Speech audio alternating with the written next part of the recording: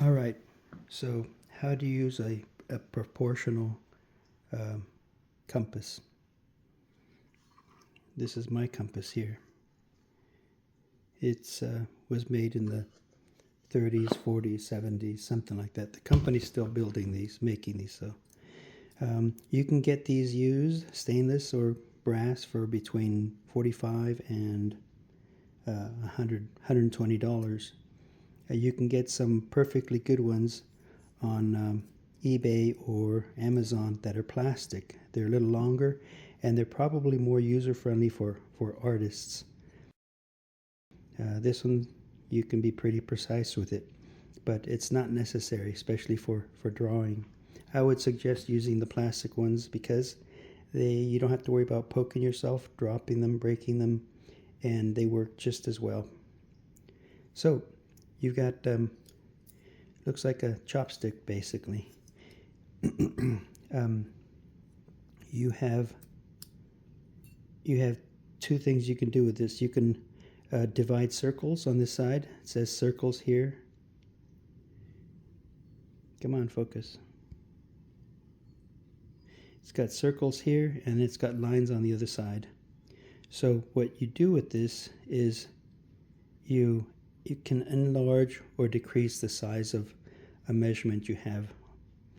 I'll do it. I'll do a line here and I'll show you how it works. On the line side, you got these numbers here that you'll have to line the axis with. So let's say that we have an inch and we want to triple the size of the inch. I'm going to find the number 3 here and I'll line it up as best I can. Tighten it up, and you want to keep these closed while you're adjusting it. There's a little screw here that keeps these locked so that one doesn't slide past the other, making the lengths different. So you want to close this up, line it up to 3 times the size of what you're doing, and here we go. So I've got an inch that I want to make 3 times its length.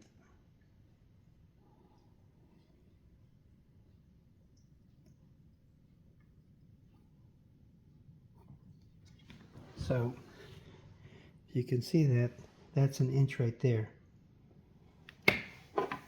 I've got this set to 3. I'm going to open it up and I'm going to measure that inch. Okay, that's pretty good. Now I'll use the other end and measure 3 times that length. So that's 3 inches. Got 1 inch and then you got 3 inches. You want to do, let's say you want to do twice the length of whatever you want to do. So I set that at number 2, tighten it up. Again, I'm going to do the inch. I'm going to measure the inch twice its length. That's 1 inch and then twice its length. There you go. Alright, so we've got the numeration for breaking down circles into equal parts on this side. We're going to try breaking down a circle into 5 parts and 7 parts. We'll start with 5. And you have to be precise with this. But I've found that this is not terribly accurate. Perhaps for drawing, but not for drafting. So we're going to make a circle. We're going to break it into 5 parts.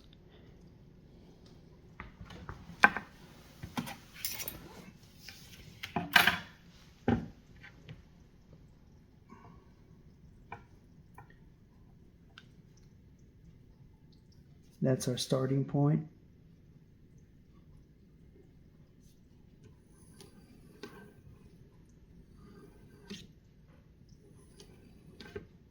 Okay, just to be a little more accurate, we're going to run the diameter line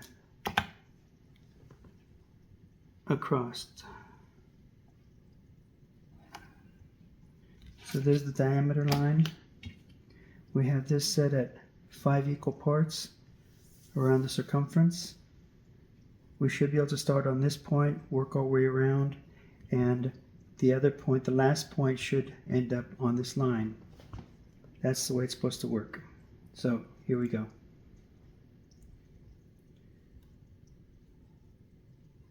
There's your diameter.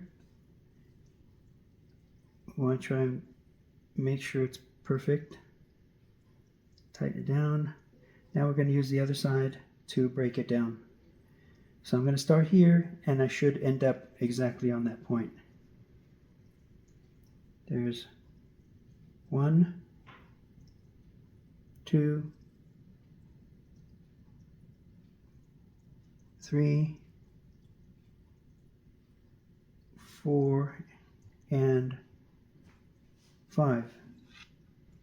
So actually that's not very far off. That's like under 1/8 of an inch off. It's not too bad. So that was breaking it into 5 parts. Close this back up. Let's try 4 parts.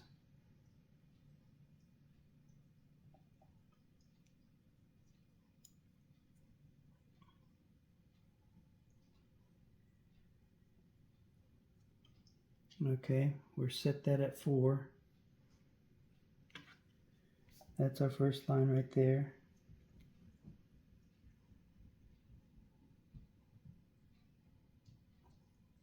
There's 1, 2, 3, and 4. So you can see we're slightly off. It might be that these are too short or something, but I'm not concerned about it. That's how it works. You're best off really just using the line side of it. But that's what I'm going to use it for in any case. That's what we have.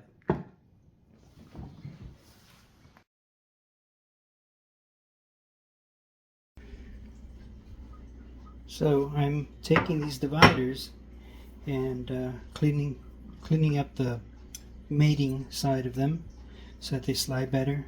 They're very nice, but if you can see, this one I've started, and this other one I just glossed it over a little bit with the 800 grit diamond, and you can see that it's not all flush. So I'm grinding it down so that it's completely flush.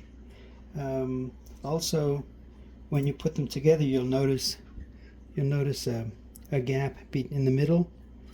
It's wider in the middle than on the ends, meaning that it's got a slight bow in it, both of them going inward to pinch it better. So when I'm dressing these up, rather than go along the long end here like this, I'm going to go along it like this, and not push too hard and not stay in one area too long, because I'm going to work with the bow in it. But I just want these flush, and they should work just a tiny bit better. Not a big deal, but they're a good purchase. I figured I might as well clean them up a little bit.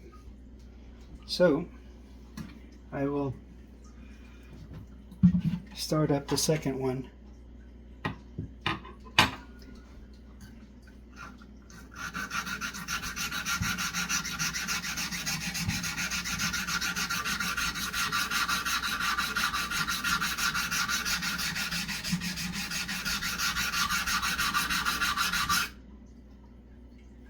You can see when it starts to scrape the entire surface that you've done enough there.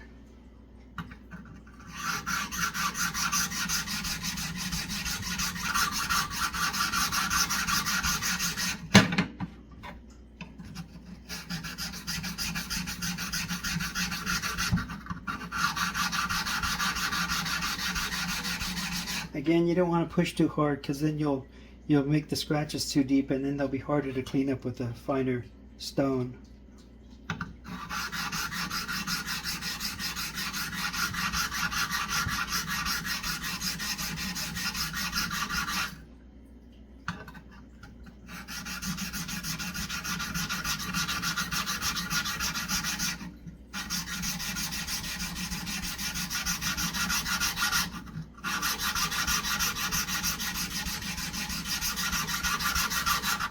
This might be better to do this with a piece of glass and some 1200 wet and dry sandpaper. I think that would give you a much cleaner finish. But it's cold outside. I don't want to grab that from the garage.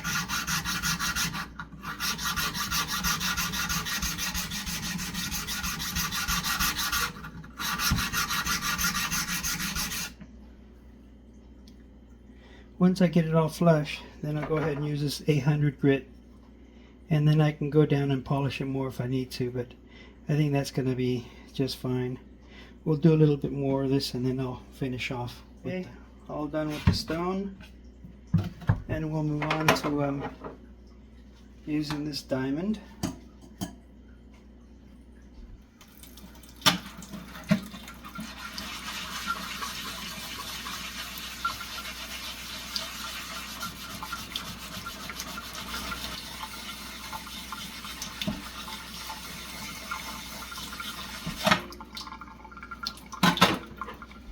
Next, well, maybe I'll show you the difference here if we can.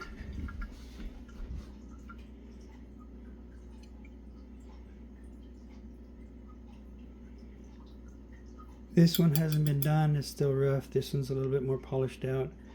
I'll probably use some real fine sandpaper, 1200 grit. Yeah, anyway.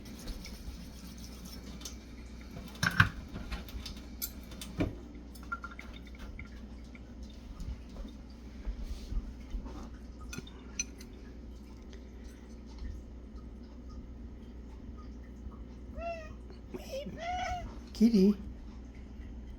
All right, you can see that they have some high spots on here where it's real shiny, and then the lower spots that didn't get filed down, they're imperfect, but whatever. So these will fit together like this. They'll slide back and forth. I don't see any problem with them. I'm not going to polish them up anymore. The only other thing that I can do is, since again these have a slightly inward curvature like a pair of scissors perhaps, they're going to want to catch on the ends because it's nice and sharp now. I'll probably just file the inner edges just a little bit so they slide over, and join them together and make sure that they're adjusted the right length. But that's that. I just felt like doing that.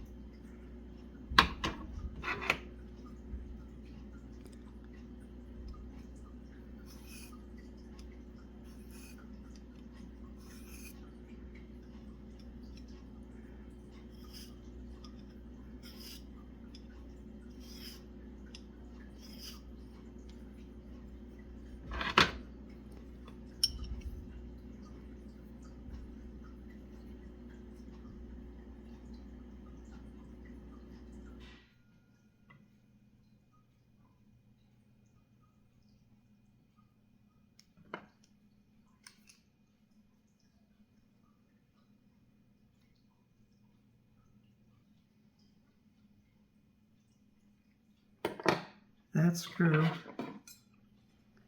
keeps these aligned to the right length. It's got a digit there, a dimple. They slide together, and that way it lines the point up together. So when you're adjusting here, you're not doing that. You plant it, you adjust the length you want here, and then you open up.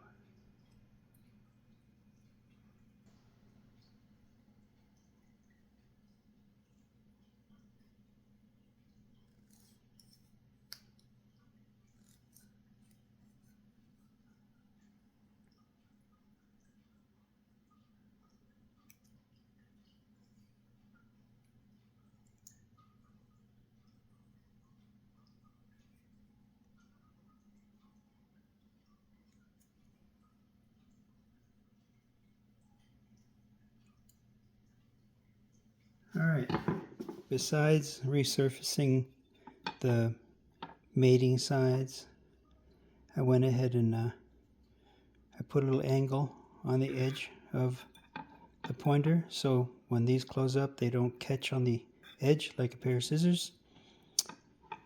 I think they're polished better than they were originally, and I decided to polish the outsides. I was afraid I would lose the markings, but they're on there just fine, and I just wanted to polish this up so that when the access part slides up and down, it'll be smoother. Also, these here, I went ahead and polished this surface, but I didn't want to mess with the inside here, because these two sides will be pressed against the inside of these here, and you don't want any shake in there whatsoever. It's a very tight fit, but as you can see, there's machining left. It's not a flat surface, so by filing this down with the diamonds, it's a little cleaner. You can see, wow, you can really see it there. This one came out better, but that's about all I want to do. That should help it slide along better.